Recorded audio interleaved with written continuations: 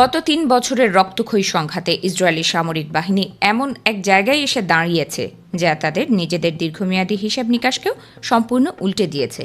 Israeli দৈনিক মারিভের সাম্প্রতিক এক বিস্ফোরক প্রতিবেদনে বেরিয়ে এসেছে এমনই এক অবিশ্বাস্য তথ্য। প্রতিবেদন অনুযায়ী গত ৩ বছরেরও কম সময় ইসরায়েলি সেনাবাহিনী ঠিক যে পরিমাণ গোলাবারুদ ও অস্ত্রশস্ত্র ব্যবহার করেছে তা তাদের বিগত ৩০ বছরেও খরচ করতে হয়নি। অর্থাৎ ৩ দশকের জমা করা সামরিক ভাণ্ডার এবং বারুদের পাহাড় প্রায় শূন্যের কোঠায় নামিয়ে এনেছে এই দীর্ঘস্থায়ী ও সর্বগ্রাসী যুদ্ধ। শুধু গোলাবর্ষণ কিংবা বোমা হামলা নয়, ইসরায়েলি বিমান বাহিনীর আকাশপথের তৎপরতা পৌঁছে গেছে চরম সীমায়।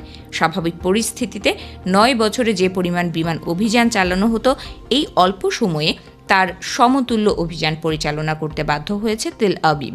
পাশাপাশি যুদ্ধের ময়দানে থাকা ট্যাঙ্ক ও সাঁজোয়া যানগুলোর ইঞ্জিনগুলো অতিরিক্ত ও চরম ব্যবহারের ফলে বিকল হয়ে গেছে, যার কারণে হাজার হাজার নতুন ইঞ্জিন বদলাতে হয়েছে।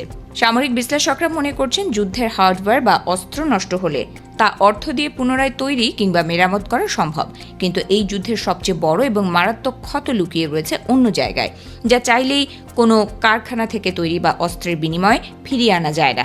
আর তা হলো অমূল্য মানব সম্পদ এবং সেনা সদস্যদের জীবন। প্রকাশিত তথ্য অনুযায়ী কেবল সামরিক বাহিনীর অন্দরেই প্রাণ হারিয়েছেন ১,১৩৮ জন সেনা।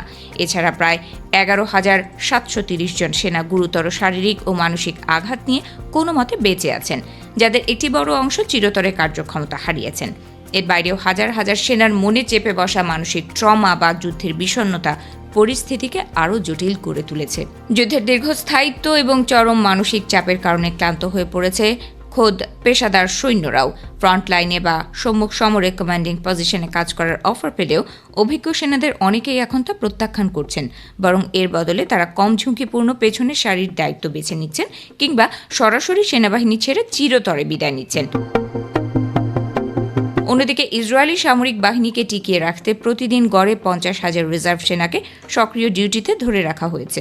ম্যারিভের তথ্য মতে, গত বছর রিজার্ভ বাহিনীর শুধু ১ মাসের রক্ষণাবেক্ষণ এবং সক্রিয়করণের খরচ দাঁড়িয়েছিল প্রায় ২১০ কোটি শেকেল বা ৭০ কোটি মার্কিন ডলারের বেশি।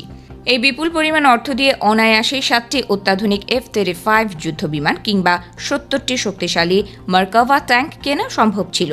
গাজা, লেবানন, সিরিয়া এবং অধিকৃত পশ্চিম তীরের বহুমুখী ফ্রন্টে সেনাবাহিনী মোতায়েন রাখতে গিয়ে একদিকে যেমন তলানিতে ঠেকেছে অস্ত্র ভাণ্ডার, অন্যদিকে তেমনি চরম অর্থনৈতিক ও মানসিক বিপর্যয়ের মুখে পড়েছে পুরো ইসরায়েলি রাষ্ট্রযন্ত্র।